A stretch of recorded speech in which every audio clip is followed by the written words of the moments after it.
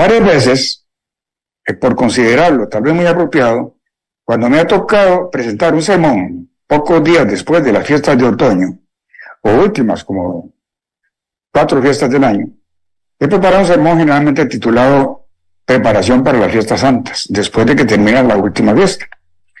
Considerando que en esos momentos, recién pasadas las últimas fiestas del año, queda un espacio hasta la próxima fiesta de unos 6 meses, más o menos, según el año. Claro que haciendo un resumen, pero que abarque algunos puntos destacados de cada una de las fiestas, pero tratándose de las fiestas de los tabernáculos y el último gran día, obviamente les he dado mayor énfasis porque además de la preparación espiritual, físicamente requieren mucho más. Estas 2 fiestas juntas suman 8 días completos, pero además, como se inicia la noche del primer día y la permanencia en el sitio de fiesta se extiende, y la permanencia en el sitio de fiesta se extiende hasta la noche siguiente, al último gran día, el tiempo necesario es de 9 noches completas. Y esto hace que en sí sea la fiesta más larga de todas. Además, debemos sumarles que muchos asistentes deben viajar largas distancias e incluso viajes desde otros países. Pero para no salirme demasiado del tema que tengo preparado, recordemos que tanto el tiempo como el monto para cubrir todos los gastos es el mayor de todo el año, y por mucho. Tomando estas cosas en cuenta, es la principal razón para precisamente tratar en un sermón con suficiente anticipación, digamos casi un año, la preparación para las fiestas de Dios, recordando todos los puntos necesarios para llegar a disfrutar de la fiesta sin ninguna preocupación, llegar tranquilos y para realmente estar verdaderamente alegres como Dios lo manda. Y puedo recordar que quizás el primer aspecto que hay que preparar para quienes dependen de un empleo es iniciar solicitando los permisos o vacaciones con muchísima anticipación, cuando no hay posibilidad de que nos nieguen el tiempo que necesitamos. Una mayor razón, podríamos decir, para presentar un sermón sobre la preparación para las fiestas santas inmediatamente después de cumplir las anteriores.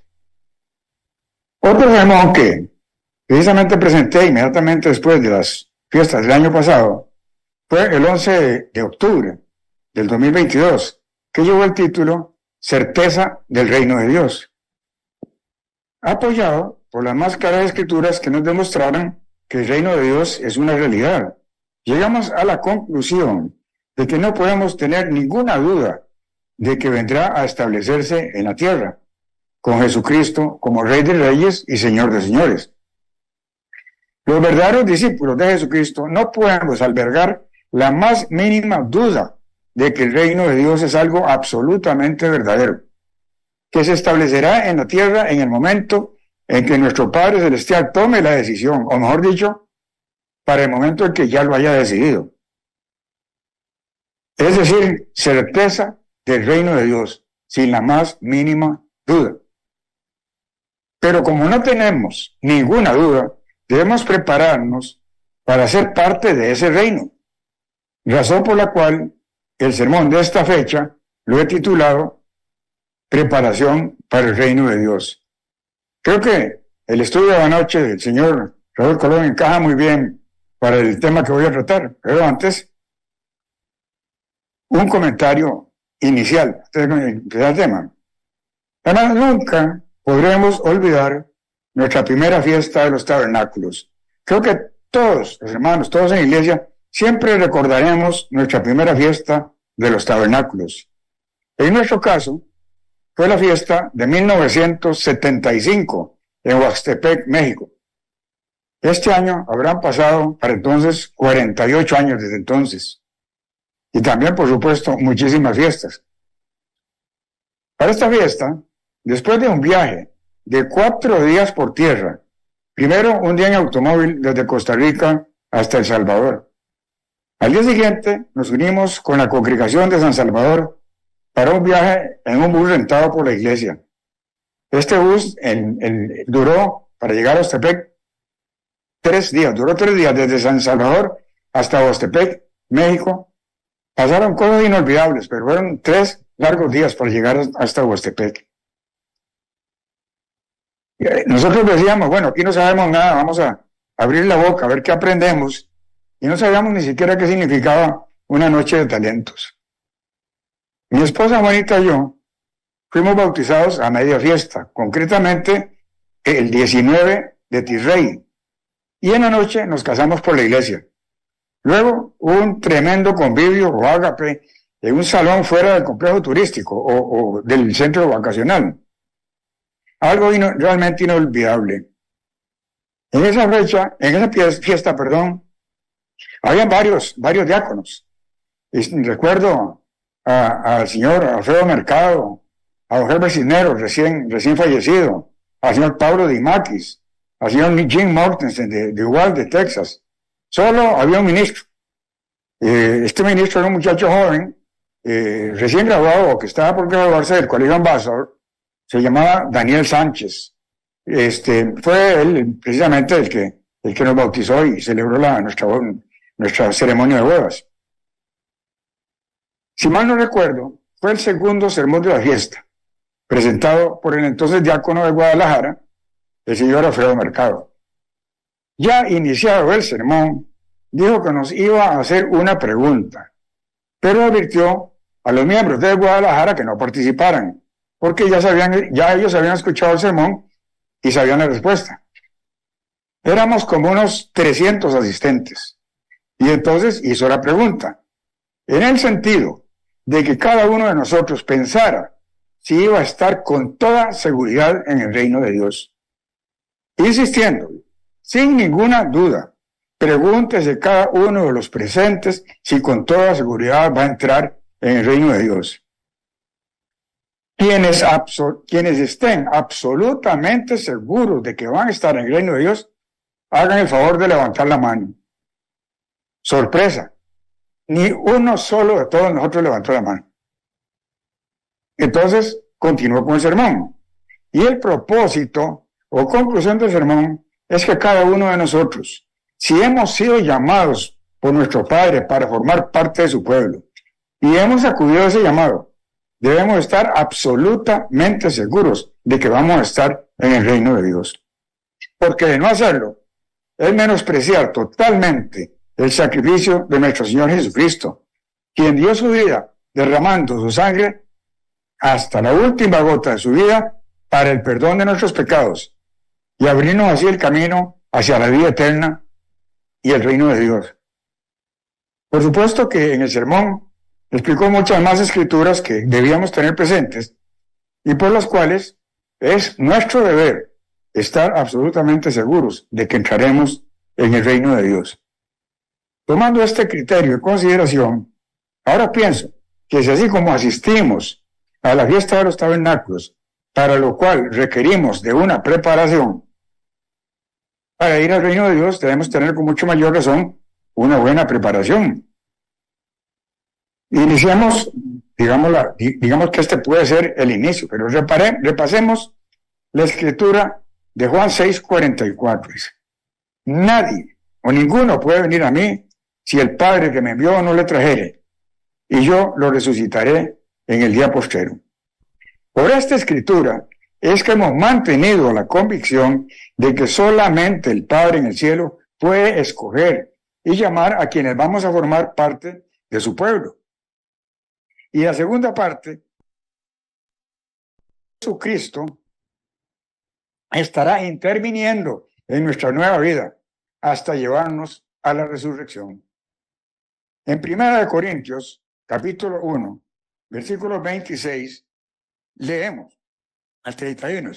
Considerad, pues, hermanos, vuestra vocación, y ved que no hay muchos sabios según la carne, ni muchos poderosos, ni muchos nobles, refiriéndose a los que estamos, ¿sí?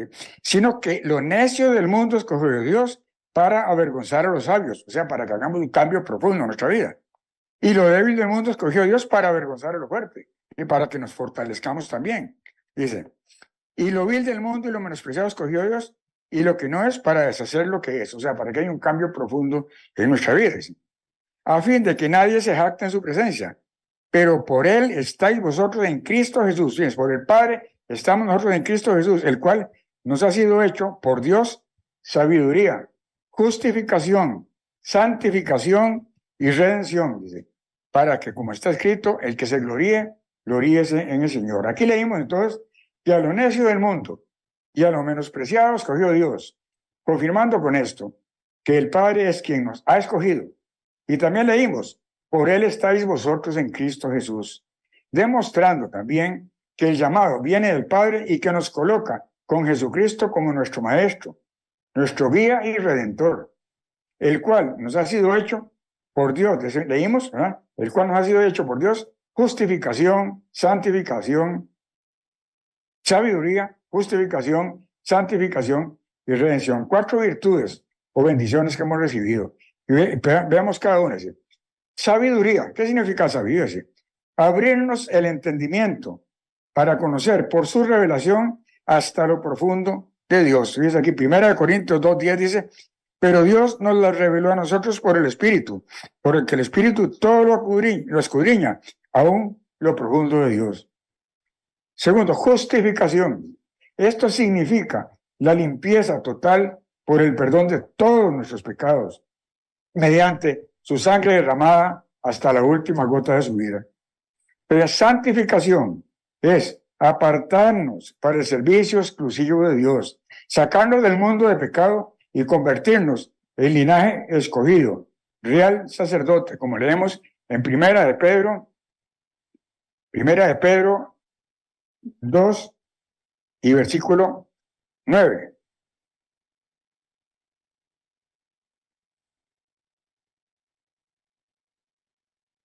Pero vosotros sois linaje escogido, real sacerdocio, nación santa, pueblo adquirido por Dios, para que anunciéis las virtudes de aquel que os llamó de las tinieblas a su luz admirable.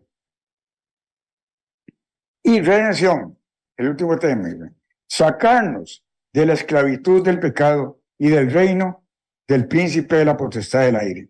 Entonces, hermanos, tenemos que reconocer y agradecer todo este privilegio, ser escogidos por el Padre y luego la inmensa labor de Jesucristo en nosotros.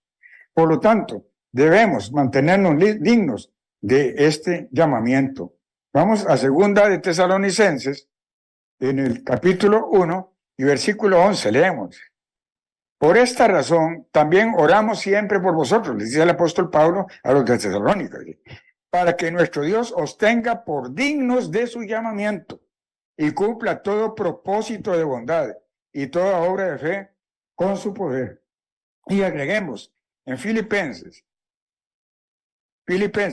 capítulo 3, versículo 14, dice, esto dice el apóstol Pablo a los filipenses, prosigo a la meta, dice, al premio del supremo llamamiento de Dios en Cristo Jesús. Prosigo a la meta. ¿Cuál es nuestra meta, hermanos? Nada, ni más ni menos que el reino de Dios. Es nuestra meta. Repasemos los versículos 13 14. Aquí mismo dice, hermanos, yo mismo no pretendo haberlo ya alcanzado, pero una cosa hago, olvidando ciertamente lo que queda atrás y extendiéndome a lo que está adelante. Prosigo a la meta, al premio del supremo llamamiento de Dios en Cristo Jesús. Y reparemos en la afirmación de Pablo, ¿sí? Prosigo a la meta. Se está haciendo una afirmación, sin ninguna duda. Dice, allá voy, dice, sin ninguna duda. Dice, prosigo a la meta, al premio del supremo llamamiento de Dios. Y pregunto nuevo, ¿qué otro premio podría tener el supremo llamamiento de Dios si no es llevarnos a la vida eterna y al reino de Dios? Pero empecemos por el principio. Tomemos en cuenta que Dios llama básicamente a 2 clases de personas. Unas son llamadas directamente del mundo, tal vez miembros de alguna iglesia tradicional o tal vez incluso personas que se han considerado ateas. Los otros llamados son los hijos e hijas de los miembros de la iglesia, o sea, nuestros propios hijos, que son los hijos de nosotros, los discípulos de Jesucristo. Obviamente, hay diferencias en el proceso del llamamiento, pero al avanzar en el crecimiento, al avanzar en el crecimiento, en conocimiento y el crecimiento espiritual, en algún momento se empatan y la preparación para el reino de Dios requiere básicamente del mismo proceso para ambos grupos. Tomando el inicio, vemos cómo Dios llama a gente del mundo. Veámoslo en algunos detalles en la parábola del sembrador, donde se destacan 4 grupos de personas. Vamos a Mateo capítulo 13. Mateo capítulo 13, versículos 3 y 4 dice. Les habló muchas cosas por parábolas, diciendo, el sembrador salió a sembrar. Mientras sembraba, parte de la semilla cayó junto al camino y vinieron las aves y la comieron. Aquí, en el primer grupo, la semilla fue devorada, se perdió. Luego veremos que la semilla es la palabra de Dios. Veamos los versículos 8 y 9. Pero parte cayó en buena tierra y dio fruto, cual a 100, cual a 60 y cual a 30 por uno. El que tiene oídos para oír, oiga. Entonces, la buena tierra son las personas que entienden y obedecen y se vuelven muy, muy productivas. Como hemos escuchado muchas veces, Dios llama a las personas abriéndoles el entendimiento mediante el envío del Espíritu Santo, aunque todavía no esté dentro de la persona. Veamos en Mateo, capítulo 13, versículo 18, dice, oíd pues vosotros la parábola del sembrador, dice, cuando alguno oye la palabra del reino y no la entiende, viene el malo y arrebata lo que fue sembrado en su corazón, dice. Este es el que fue sembrado junto al camino. Dice. Veamos que aquí está hablando, primero aquí habla de la semilla del sembrador, y aquí nos está diciendo, cuando alguno oye la palabra del reino, dice, y no la entiende, dice, pero bueno, aquí nos está diciendo entonces, en el versículo 19, que la semilla es la palabra del reino, o dicho de otra forma, es el evangelio del reino de Dios. En estos versículos se ha referido al primer grupo, en estos últimos que le dice, que no entiende. En otras palabras, Dios no les ha abierto el entendimiento, así no acuden a su llamado. Pero en el versículo 23, tenemos, pero el que fue sembrado en buena tierra es el que oye y entiende la palabra y da fruto y produce a 100, a 60 y a 30 por uno. Leemos, aquí se refiere al cuarto grupo, la buena tierra, son los que oyen y entienden la palabra, entienden el evangelio del reino de Dios y dan fruto. Lo que aprenden, lo obedecen, esto es dar fruto. Más adelante nos referiremos a esto como frutos de arrepentimiento. Claramente vemos que Dios llama a las personas abriéndoles el entendimiento. Pero veamos al sembrador. Pasemos a Marcos capítulo 1, escritura que leemos constantemente. Marcos capítulo 1 y versículos 14 y 15. Dice. Después que Juan fue encarcelado, Jesús fue a Galilea predicando el reino de Dios, o sea, sembrando la semilla. Estaba aquí. Decía, el tiempo se ha cumplido y el reino de Dios se ha acercado. Arrepentidos y creed en el evangelio. Aquí vemos a Jesús predicando el evangelio del reino de Dios, es decir, regando la semilla, como dije, regando la palabra. La buena noticia de que vendrá un gobierno perfecto con este rey que está aquí cerca, presente, el que está predicando, dice, y ordena arrepentidos en el versículo 15, nos dice, es decir, germinen, crezcan y produzcan fruto a 100 por uno, frutos de arrepentimiento. Arrepentidos, dice, quienes escuchan, cambien de la conducta que practican durante esta vida a la conducta correcta del camino de Dios y creer en el evangelio. Concluye, es decir, crean firmemente, con toda certeza de que el reino de Dios es una realidad. ¿No? Dice, y creed en el evangelio, el anuncio del reino de Dios. Creed profundamente que será establecido en la tierra por Dios y gobernado por el Rey de Reyes y Señor de Señores. Creer firmemente en el reino de Dios como una realidad es el motivo perfecto para prepararnos. Es decir, hacer nuestra parte para ser dignos de entrar en el reino de Dios. Pero este cambio profundo que Dios ordena significa dejar muchas cosas en la vida, especialmente todo aquello que nos sirva de tropiezo para una nueva vida en Cristo. Veamos en Mateo capítulo 6 y versículo 25. Leemos. Por tanto os digo, no os angustiéis por vuestra vida. ¿Qué habéis de comer o qué hay de beber? Esta nueva vida. Ni por vuestro cuerpo. ¿Qué habéis de vestir? No es la vida más que el alimento y el cuerpo más que el vestido. Muchas personas, especialmente en el inicio, en la iglesia, se preocupan y hasta se angustian a veces, porque encuentran muy difícil asistir con regularidad los sábados a la congregación, o dejar algunos ingresos, o incluso el trabajo, el empleo, perder el empleo para poder guardar los sábados, o renunciar, o incluso para poder asistir a las fiestas. Les da gran preocupación. Estamos necesitando entonces, para vencer esto, la fe de Jesucristo, para confiar plenamente en la ayuda real de Dios a quienes le obedecemos. Versículo 26 en adelante, leemos, dice, mirad las aves del cielo, que no siembran, ni ciegan, ni recogen en graneros, y sin embargo, vuestro Padre Celestial las alimenta. ¿No valéis vosotros mucho más que ellas? ¿Y de quién de vosotros podrá, por mucho que se angustie, añadir a su estatura un codo? Y por el vestido, ¿por qué os angustiáis? Considerad los lirios del campo, cómo crecen, no trabajan ni hilan. Pero os digo que Neón Salomón, con toda su gloria, se vistió como uno de ellos. Y si a la hierba del campo, que hoy es y mañana se quema en el horno, Dios la viste así, no hará mucho más por vosotros, hombres de poca fe. Usted está hablando a las personas que nos estamos angustiando y nos dice, hombres de poca fe, tenemos que pedir la fe de Jesucristo. No os angustiéis pues diciendo qué comeremos o qué beberemos o qué vestiremos, porque los gentiles se angustian por todas estas cosas, pero vuestro Padre Celestial sabe que tenéis necesidad de todas ellas. Dios sabe entonces de qué tenemos necesidad y con toda seguridad nos proveerá lo necesario. Versículo 33 dice, buscad primeramente el reino de Dios y su justicia, y todas estas cosas os serán añadidas.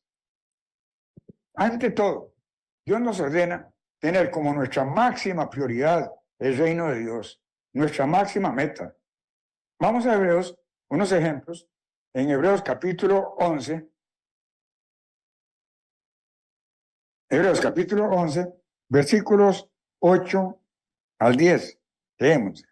Por la fe Abraham, que se está hablando de la fe de Abraham, siendo el padre de la fe, siendo llamado, obedeció para salir al lugar que había de recibir como herencia. Y salió sin saber a dónde iba. Por la fe habitó como extranjero en la tierra prometida como en tierra ajena, habitando en tiendas con Isaac y Jacob, herederos de la misma promesa, porque esperaba la ciudad que tiene fundamentos, cuyo arquitecto y constructor es Dios.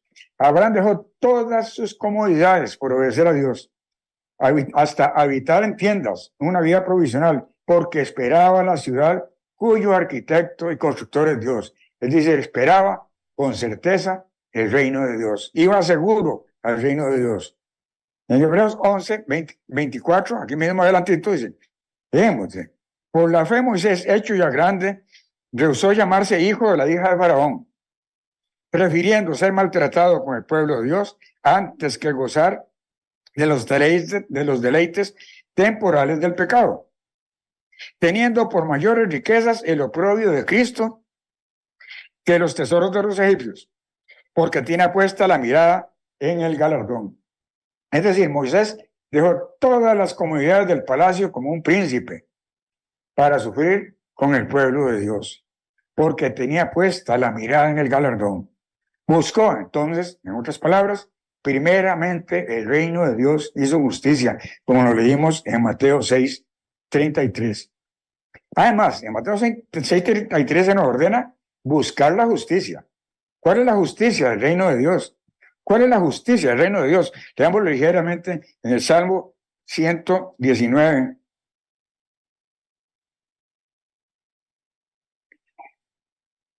Salmo 119, versículo 172, donde dice, hablará mi lengua tus dichos porque todos tus mandamientos son justicia. Es decir, la justicia del reino de Dios, de ese buscar primeramente el reino de Dios y su justicia. La justicia del reino de Dios está basada en los mandamientos de Dios, que representan la base de la ley de Dios. Por lo tanto, se nos dice en el versículo 33 que debemos siempre buscar primeramente el reino de Dios y la ley de Dios, que será la ley por la cual se va a regir el reino de Dios. Creo que aquí es el momento oportuno para unir en el proceso a quienes han recibido el llamado desde el mundo y quienes han nacido dentro de la iglesia. Porque, de acuerdo con las Escrituras, dice, todos hemos pecado. Por lo tanto, para todos es la instrucción de Jesucristo de que debemos arrepentirnos. Vamos a Romanos capítulo 3, versículo 21. Romanos capítulo 3, versículo 21 y 22. Dice, pero ahora, aparte de la ley, se ha manifestado la justicia de Dios, testificada por la ley y por los profetas. La justicia de Dios por medio de la fe en Jesucristo, para todos los que creen en Él, porque no hay diferencia. O sea, no hay diferencia para todos los que creen en Él, porque no hay diferencia. Llegados a este punto, vemos que no hay diferencia entre unos llamados y otros, por cuanto todos pecaron. Versículo 23 nos dice, por cuanto todos pecaron, están destituidos de la gloria de Dios. Entonces, todos dependemos de la redención de Jesucristo. Versículo 24, en adelante. Y son justificados gratuitamente por su gracia, mediante la redención que es en Cristo Jesús, a quien Dios puso como propiciación, recordemos el propiciatorio, por medio de la fe en su sangre, para manifestar su justicia, a causa de haber pasado por alto, en su paciencia, los pecados pasados, con miras, dice, a manifestar en este tiempo su justicia, a fin de que Él sea el justo y el que justifica al que es de la fe de Jesús. Jesucristo, entonces, derramó su sangre en el propiciatorio por nuestros pecados. Toda su sangre, hasta la última gota de su vida, como leímos. ¿Qué procede aquí entonces? Si todos hemos pecado, hemos contribuido a la crucifixión de Jesucristo, como dijeron aquellos hermanos en el capítulo de los Hechos, capítulo 2, recuerden que estaban ahí aquel pueblo judío escuchando el sermón de Pedro, ¿verdad? Y entonces están abrumados después de escuchar lo que Pedro les ha revelado en su sermón. Entonces les dijo, hermanos, le preguntan, hermanos o varones hermanos, ¿qué haremos? Entonces Pedro les contesta, hermanos, varones, ¿qué haremos? Preguntamos nosotros también, que hemos sido con nuestros pecados culpables también de la muerte de Jesucristo. Varones hermanos, ¿qué haremos? Dice, arrepentidos, dijo Pedro, y bautícese a cada uno de vosotros en el nombre de Jesucristo para perdón de los pecados, y recibiréis el don del Espíritu Santo, porque para vosotros es la promesa, y para vuestros hijos, y para todos los que están lejos, para cuantos el Señor, nuestro Dios, llame. Esto lo leo para confirmar lo que hemos venido diciendo. Aquí se nos repite la instrucción de arrepentirse, mostrándolo por los frutos de arrepentimiento, y bautizándose para mostrar a Dios nuestra entrega total, en una muerte simbólica en la tumba de agua. Y recibimos el perdón de todos nuestros pecados. Entonces somos justificados por la sangre de Jesucristo, el justo. Y concluye el versículo 38 con la promesa de que recibiremos el don del Espíritu Santo. Y esta promesa, agrega el apóstol Pablo en el versículo 39, es para los presentes, para los que estaban ahí, pero también para los hijos de ellos. O sea, el segundo grupo que mencionamos. Y para todos, dice, cuantos el Señor nuestro Dios llame. Todos los llamados por Dios para sacarlos del mundo de Satanás, a liberarlos de su cárcel. Lo leemos en Isaías 61, donde dice, versículo primero, dice, el Espíritu del Eterno, el Señor, está sobre mí, porque me ha ungido el Eterno. Me ha enviado a predicar buenas noticias a los pobres, a vendar a los quebrantados de corazón, a publicar libertad a los cautivos y a los prisioneros, apertura de la cárcel. Entonces vemos que el apóstol Pedro nos dice a los que están presentes, a los hijos de los que están presentes y a los que están lejos, y a los hijos de los que están lejos, que nos incluye a nosotros, y nos manda entonces a arrepentirnos para el perdón de nuestros pecados, bautizarnos y recibiremos el Espíritu Santo. Y de esta forma Dios viene, o Jesucristo viene, a libertarnos de la cárcel a quienes hemos estado cautivos por el pecado. Yo he querido extenderme en este inicio del proceso o preparación para el reino de Dios para llamar en lo posible la atención de todas aquellas personas que se comunican con nosotros, que nos visitan o asisten con regularidad a las congregaciones, pero que todavía no se han bautizado. Y esto va especialmente para los jóvenes. Y son personas que pueden comprender si están, que son personas que pueden comprender si están siendo llamadas, entiendan la necesidad del bautismo como única forma de recibir el Espíritu Santo, de ser justificadas o perdonadas de todos los pecados, y como inicio de la preparación para entrar en el reino de Dios. Nuestra preparación entonces comienza con nuestro bautismo y la recepción del Espíritu Santo. Quienes están en esta condición y están escuchando, hablen con su ministro más cercano, o si bien, si están lejos, soliciten un ejemplar de la Declaración Oficial de Creencias Fundamentales de la Iglesia del Dios Viviente. Soliciten también el folleto Es Necesario Bautismo. Estudien estas publicaciones y consulten las dudas y pidan consejo a su ministro e inicien la preparación para el bautismo. No esperen. Recuerden la escritura en Amós 8:11. Amós, capítulo 8, versículo 11, dice: ciertamente vienen días, dice el Eterno Señor, en los cuales enviaré hambre a la tierra, no hambre de pan ni sed de agua, sino de oír la palabra de Dios. Estamos en ese riesgo de que pronto no vamos a tener o vamos a perder el contacto.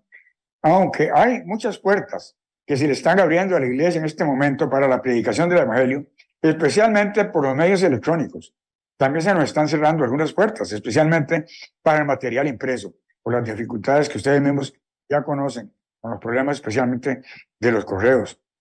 Además, veamos en Lucas, capítulo 21. Lucas, capítulo 21, versículos 11 y 12.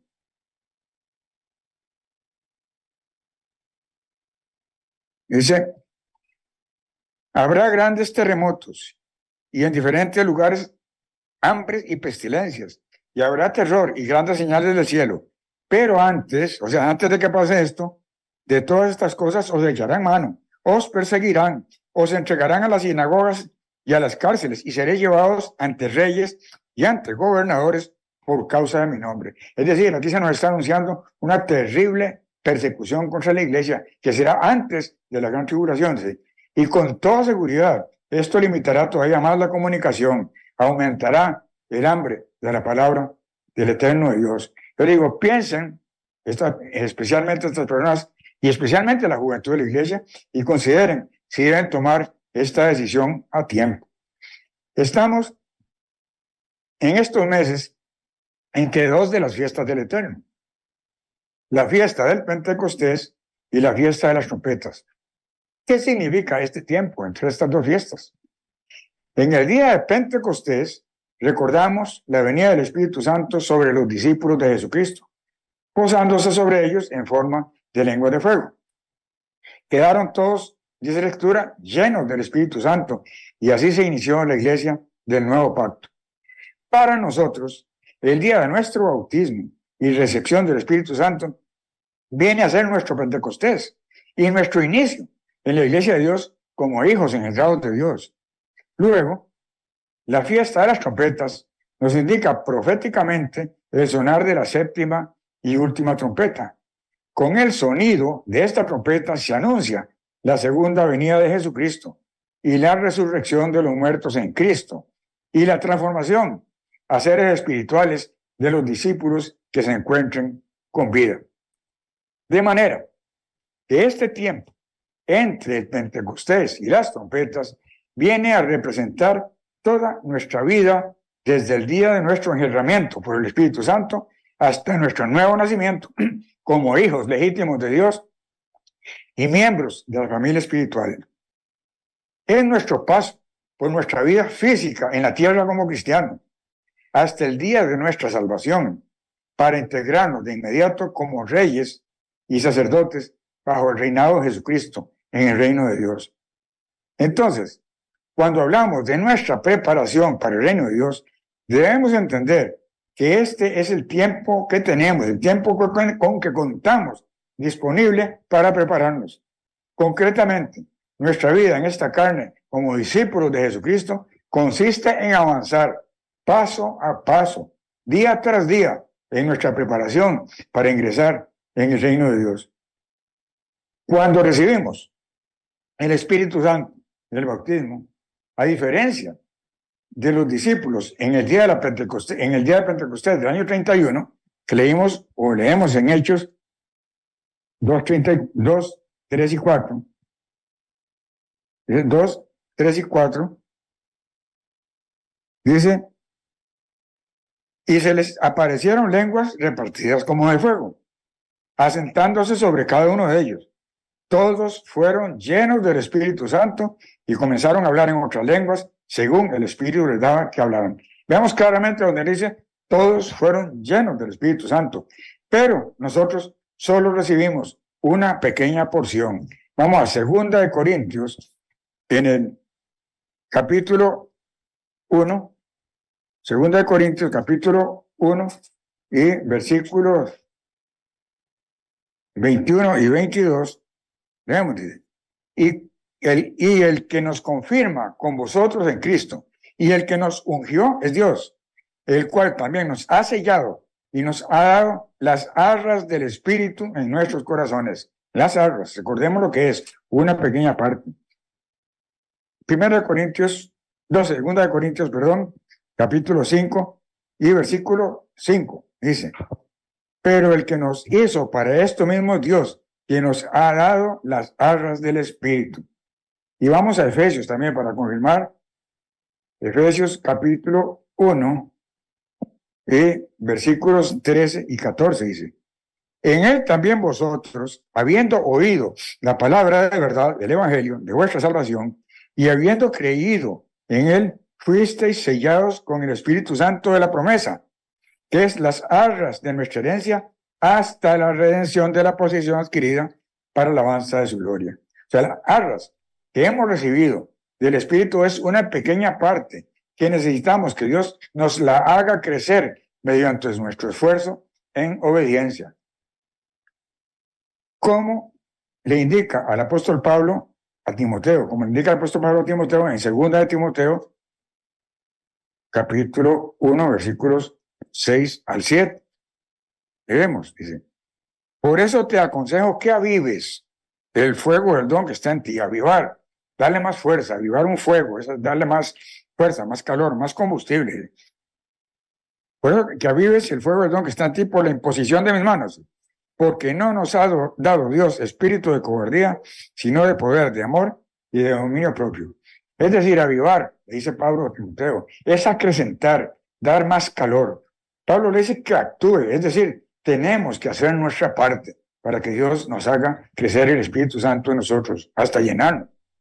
Esto es lo que se conoce como crecimiento espiritual, que en cierta forma lo recomienda el apóstol Pedro en 2 de Pedro, y capítulo 3, versículos 17 y 18. Dice, así que vosotros, amados, sabiéndolo de antemano, guardaos, no sea que arrastrados por el error de los inicuos, caigáis de vuestra firmeza. Cuidado con las malas amistades, ¿verdad? Por el error de los inicuos, caigáis de vuestra firmeza, te engañan y te hagan caer, dice. Antes bien, creced en la gracia y el conocimiento de nuestro Señor y Salvador Jesucristo. A él sea la gloria, ahora y hasta el día de la eternidad. Bueno, pero este crecimiento, dice, lo da Dios en tanto vamos obedeciendo lo que Dios nos ordena. Porque si Dios nos ordena algo y no lo obedecemos, no vamos a tener ese crecimiento como lo leemos en Hechos, capítulo 5, y en el versículo 32,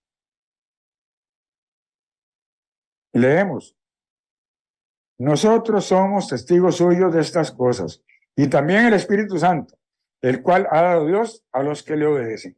O sea que hay una relación directa entre la obediencia a Dios y la permanencia, en este caso, el crecimiento del Espíritu Santo en nosotros. Y aquí podríamos comprender la razón por la cual Dios no nos llena del Espíritu Santo en el día de nuestro bautismo. Posiblemente Dios quiere ver cuál será nuestra conducta y verdadera conversión, si la hay, y cómo vamos avanzando en nuestro camino cristiano. Pero necesitamos ese crecimiento espiritual, orando diariamente para que Dios nos llene de su Espíritu, y estar plenamente entregados a Jesucristo para cuando llegue el día de la resurrección. Y habremos recibido día a día, cada día con más fuerza, el Espíritu Santo y la fe de Jesucristo. Y Dios, entonces, para ese momento, cuando llegue ese momento, nos resucite con un cuerpo espiritual, como lo vemos en 1 Corintios, capítulo 15, versículo 22 y 23. Dice, así, dice, como en Adán todos mueren, también en Cristo todos serán vivificados. Pero oigan esto, pero cada uno en su debido orden. Cristo, las primicias, luego los que son de Cristo en su venida. Los que son de Cristo en su venida, decir versículo 3. Pero veamos por un momento Romanos 8:9. Romanos 8:9. ¿Quién puede ser de Cristo? Dice Romanos 8, versículo 9. Dice, pero vosotros no vivís según la carne, sino según el Espíritu. Si es que el Espíritu de Dios está en vosotros. Y si alguno no tiene el Espíritu de Dios, no es de él. Pues vamos a 1 Corintios 15, donde estábamos. 1 Corintios 15. Dice, si no tenemos el Espíritu de Dios, no somos de Jesucristo. Veámoslo aquí, ¿a dónde estamos? 1 Corintios 15, versículo 23 dice, pero cada uno en su debido orden, esa es la resurrección. Cristo, las primicias, luego los que son de Cristo en su venida, o sea, personas que necesariamente tienen que tener el Espíritu Santo para poder ser resucitados en la primera resurrección. Por eso también la advertencia y la recomendación de tratar de bautizarse y no esperar demasiado, si ya estamos sintiendo que somos llamados y queremos obedecer a Dios. Se siembra cuerpo animal, dice el versículo 44, y resucitará cuerpos espirituales. Hay cuerpo animal y hay cuerpo espiritual, o sea, se va a resucitar con un cuerpo espiritual. Un paso muy importante en nuestra preparación viene entonces a ser que siempre debemos pedir a Dios que nos llene del Espíritu Santo, que nuestro crecimiento espiritual sea constante. Esto es una de las partes más importantes en nuestra preparación para entrar en el reino de Dios. El otro aspecto indispensable en la preparación para el reino de Dios es la perseverancia. Mateo capítulo 24 nos dice, Mateo capítulo 24 versículos 12 y 13. Leemos, dice, muchos falsos profetas se levantarán, eso es el 11, ¿verdad? Y engañarán a muchos, dice, y por haberse multiplicado la maldad, el amor de muchos se enfriará. Es esa maldad que nos pudiera afectar, como lo leímos antes, ¿verdad? Las malas juntas, las malas compañías, las malas costumbres. Versículo 13, pero el que persevere hasta el fin, este será salvo. Si bien no nos hemos arrepentido y mostrado los frutos de arrepentimiento por el bautismo, en esa muerte simbólica del viejo hombre en la inmersión, perdón, se nos han perdonado todos nuestros pecados, ya lo dijimos, hemos sido justificados por la sangre de Jesucristo, pero esto no significa que ya estaremos libres de pecado por el resto de la vida. Siempre estaremos expuestos a las tentaciones, a nuestras debilidades, a la maldad generalizada en el mundo y a la influencia y las trampas de Satanás. Veamos Santiago capítulo 2.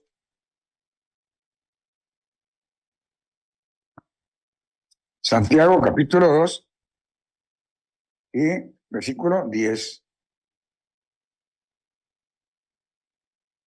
Dice, porque cualquiera, dice, que guarde toda la ley pero ofenda en un punto, se hace culpable de todos. Pues el que dijo, no cometerás adulterio, también ha dicho, no matarás. Ahora bien, si no cometes adulterio, pero matas, ya te has hecho transgresor de la ley. Dejemos, hermanos, esto claro. Cuando seamos resucitados con un cuerpo espiritual, seremos inmortales. Pero más que eso, será el momento de nuestra salvación y recibiremos la vida eterna. Porque dice, la muerte es sorbida en victoria, ya no moriremos. Vamos a 1 Corintios capítulo 15 de nuevo.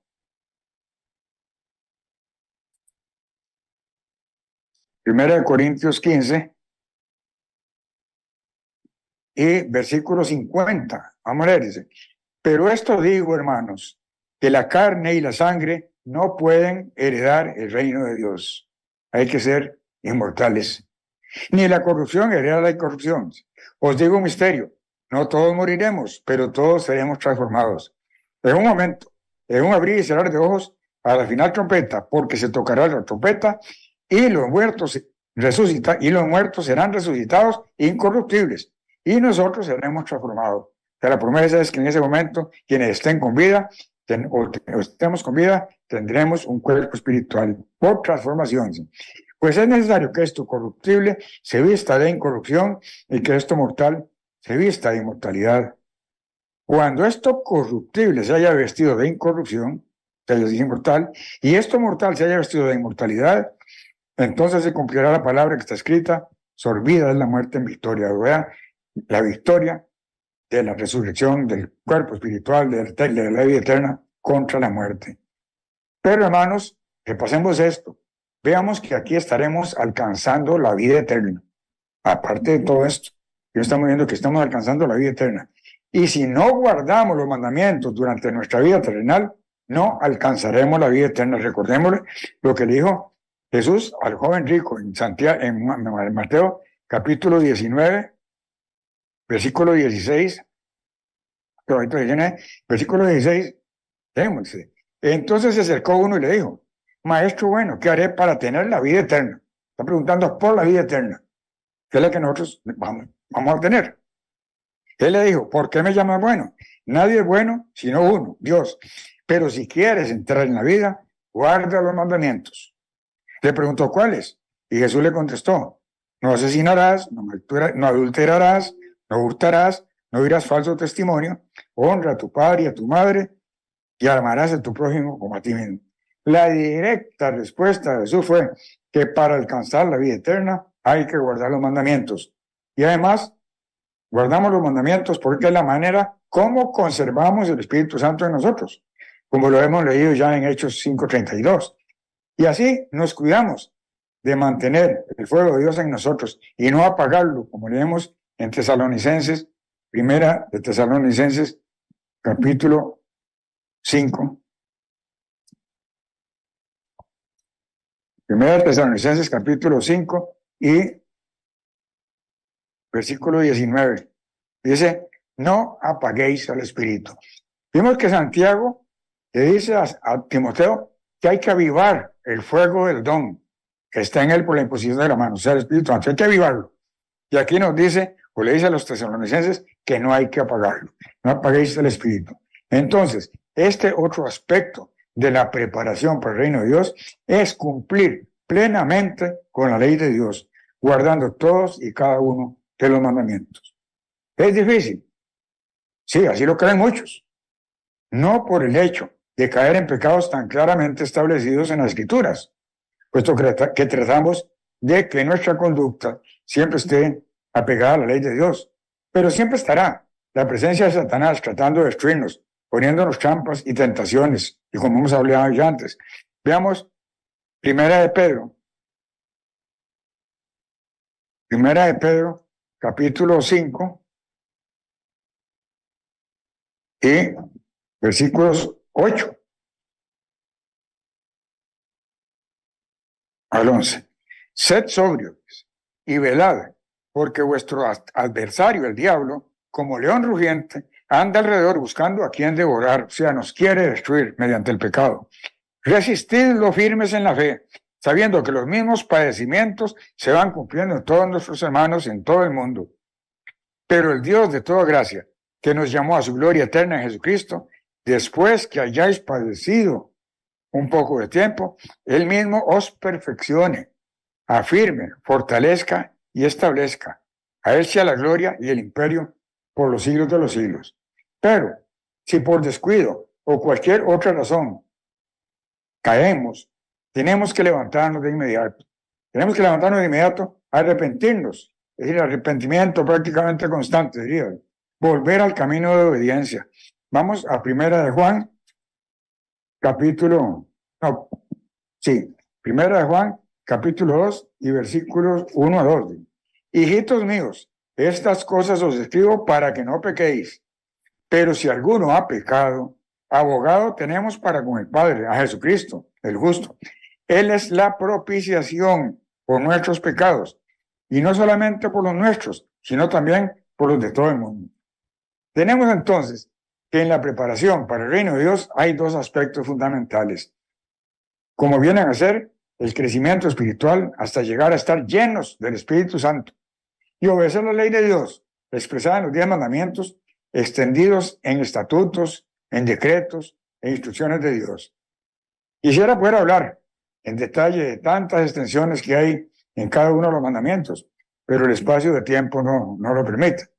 Como las diferentes formas en que se puede transgredir cada uno de los mandamientos. Hay formas muy difíciles a veces de comprender y casos en los cuales se puede pecar hasta transgredir simultáneamente varios mandamientos. Pero también sobre estos detalles se habla con mucha frecuencia en los sermones.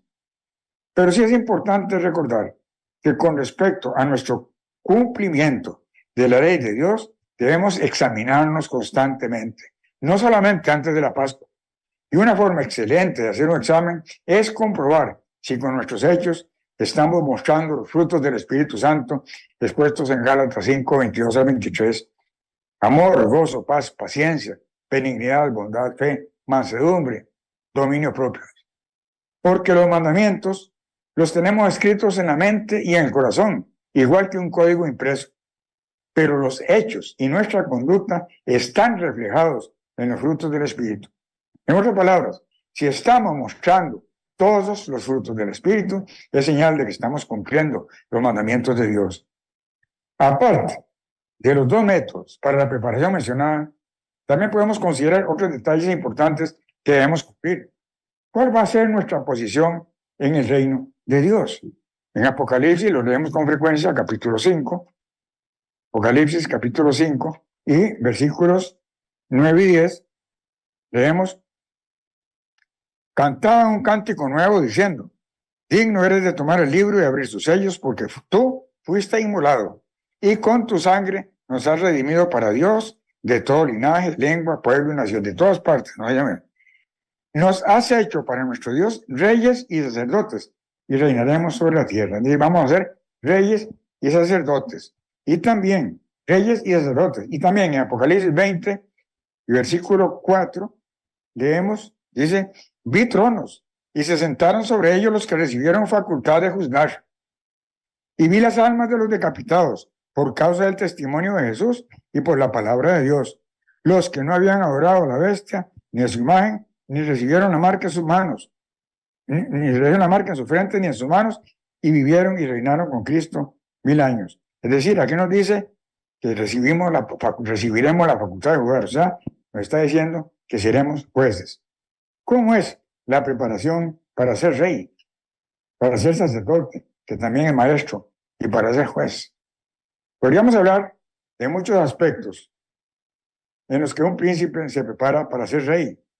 Podríamos, por ejemplo, observar la preparación del heredero, que ya es rey, de una de las coronas más famosas de la tierra, como es la corona del Reino Unido, y ver todo el adiestramiento especial que recibe un heredero en todos los aspectos de la vida, tal vez la educación más completa que existe.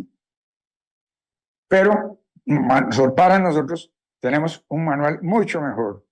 Vamos a ver qué es lo que nos ordena la Biblia para la formación o para la preparación de un rey. Vamos a Deuteronomio, capítulo 17, Deuteronomio capítulo 17 y versículos 18 al 20.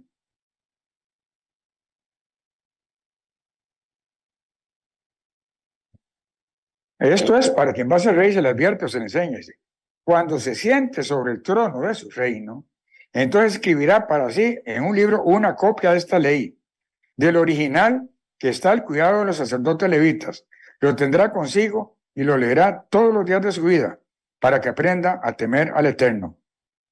Si Dios, para que aprenda a temer al Eterno su Dios, guardando todas las palabras de esta ley y estos estatutos y poniéndolos por obra. Es decir, practicando la ley de Dios, aprendiéndola, estudiando la ley de Dios, practicándolo todos los días, es una recomendación para quien sea o quien va a ser un rey. Y en este caso, un rey en el reino de Dios debe leer y practicar todos los días mandamientos de Dios. ¿Cuáles son las funciones de los sacerdotes? Vamos a Levítico 21:6. Levítico 21 y versículo 6, donde leemos: santos serán, le está hablando a los sacerdotes, dice, santos serán para su Dios y no profanarán el nombre de su Dios, porque ofrecen las ofrendas quemadas para el Eterno y el pan de Dios, por tanto serán santos. Vamos aquí ahora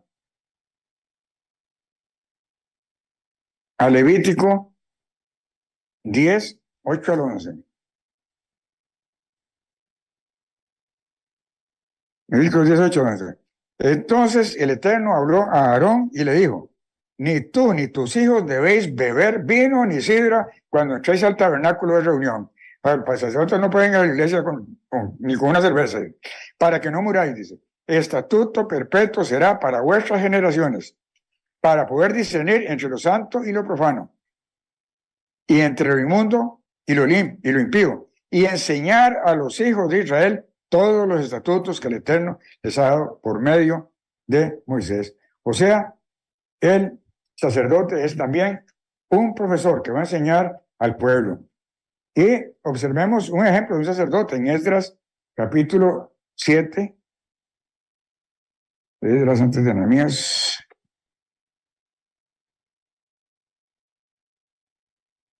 Esdras capítulo 7, versículo 10, dice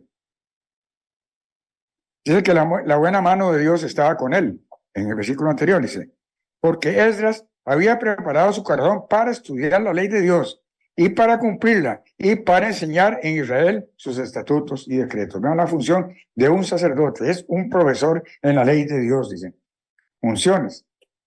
Y observemos un ejemplo bíblico que nos sirva para ejercer como buenos jueces. Está en Primera de Samuel, capítulo 7, versículos 3 y 4. Dice, habló entonces Samuel a toda la casa de Israel, diciendo, si todo vuestro corazón os volvéis al Eterno, si de todo vuestro corazón os volvéis al Eterno, quitad de entre vosotros los dioses ajenos y a Astarot, dedicad vuestro corazón al Eterno y servidle solo a él, y él os librará de manos de los filisteos. Entonces los hijos de Israel quitaron los baales, los hijos de Israel quitaron los baales y sirvieron solo al Eterno. Pasemos al versículo 15, dice, Samuel juzgó a Israel todo el tiempo que vivió.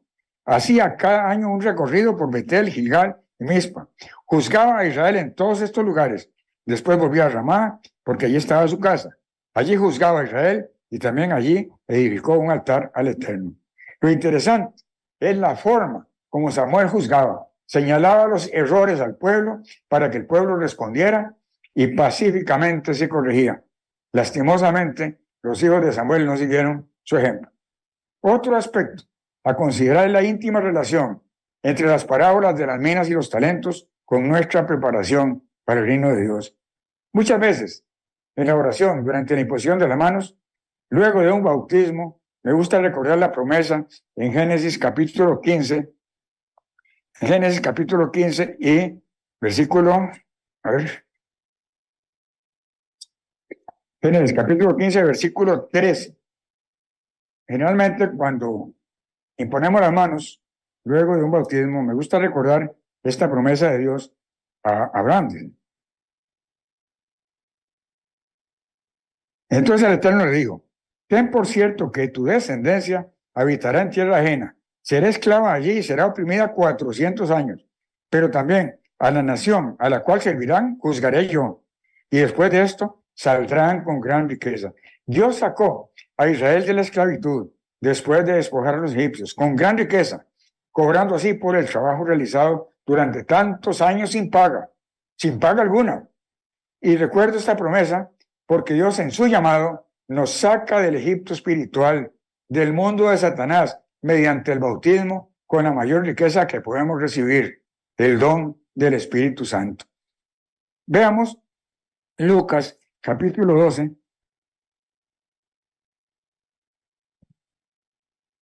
Lucas capítulo 12, versículo 47, 48. Dice: aquel siervo que conociendo la voluntad de su Señor no se preparó ni hizo conforme a su voluntad, recibirá muchos azotes. Pero el que sin conocerla hizo cosas dignas de azotes, será azotado poco. Porque a todo aquel a quien se haya dado mucho, mucho se le demandará. Y al que mucho se le haya confiado, más se le pedirá. Aquí nos dice: al que mucho se le dará, mucho se le pedirá. Dios nos está dando la mayor de las riquezas que puede darnos en este mundo, que es el don del Espíritu Santo. Y entonces se nos va a pedir.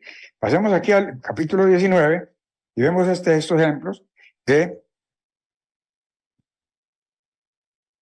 en el capítulo 19, versículos 12 y 13. Dice: dijo pues un hombre noble, se fue a un país lejano para recibir un reino y volver.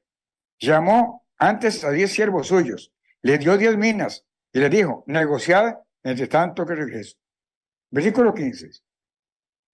Aconteció que al regresar a él, después de recibir el reino, mandó llamar ante él a aquellos siervos a los cuales había dado el dinero para saber lo que había negociado cada uno. O sea, ¿qué habíamos hecho con el Espíritu Santo de nosotros? Se presentó el primero diciendo: Señor, tu mina ha ganado 10 minas. Él le dijo: está bien, buen siervo, por cuanto en poco has sido fiel, tendrás autoridad sobre 10 ciudades. Llegó otro diciendo: Señor, tu mina ha producido 5 minas. También este dijo: tú también sé sobre 5 ciudades. Se presentó otro diciendo: Señor, aquí está tu mina, la cual he tenido guardada en un pañuelo. Y en el versículo 24 dijo a los que estaban presentes: quitadle la mina y dadla al que tiene las 10 minas. Qué importante es tener siempre presente en nuestro desarrollo espiritual cuánto realmente estamos haciendo con esa gran riqueza que Dios nos ha dado. Es nuestro deber hacer el máximo. Veámoslo en Mateo 5 y versículo 41. Mateo 5, versículo 41. A cualquiera que te obligue a llevar carga por 1 milla, ve con él 2. No vamos a aspirar, hermanos, a gobernar sobre 5 ciudades. Siempre debemos aspirar a gobernar sobre 10 ciudades, quizás 11, por la mina que perdió el que no hizo nada, el que apagó el espíritu y perdió el reino de Dios. Conclusión: Dios, nuestro Padre, nos ha llamado y nos ha sacado del mundo malo, mostrándonos mediante el Evangelio de Jesucristo las maravillas del reino de Dios. Con su sacrificio, Jesucristo nos ha limpiado de todo pecado, justificándonos mediante su sangre derramada hasta la última gota. Nuestro entendimiento ha sido abierto a tal grado que mediante el Espíritu Santo en nosotros nos ha dado la capacidad para conocer hasta lo profundo de Dios. El camino al que nos ha llamado solo conduce al reino de Dios, y llegar hasta él es la única opción que tenemos. Servir y gobernar bajo Jesucristo como Rey de Reyes por más de 1000 años en la tierra, y ulteriormente servir, trabajar y disfrutar en el universo entero, herencia de Jesucristo que compartirá con nosotros, donde estaremos con nuestro Padre, con Jesucristo, disfrutando del universo entero, herencia de Jesucristo, que compartirá con nosotros donde estaremos entonces con Jesucristo, nuestro Padre, nuestros hermanos y hermanas fieles por una eternidad, porque habremos sido sacados para siempre de la esclavitud de corrupción a la libertad gloriosa de los hijos de Dios. Romanos 8, 21. Por tanto, también la creación misma será libertada de la esclavitud de corrupción a la libertad gloriosa de los hijos de Dios. Bueno, al inicio les conté de nuestra ida para nuestra primera fiesta de tabernáculos, que duramos 4 días por tierra viajando en un bus y en el carro. Bueno, al regreso no fueron 4, fueron 5 días. Del lugar de fiesta nos llevaron al Distrito Federal, del Distrito Federal a Veracruz, de Veracruz a Tapachula, de Tapachula a San Salvador y de San Salvador de vuelta hasta Costa Rica. 5 días que disfrutamos de un regreso y nunca más se nos ha dado. Hermanos, que Dios los bendiga y que tengan un sábado delicioso, de mucho crecimiento espiritual. Que Dios los bendiga en gran manera. Amén.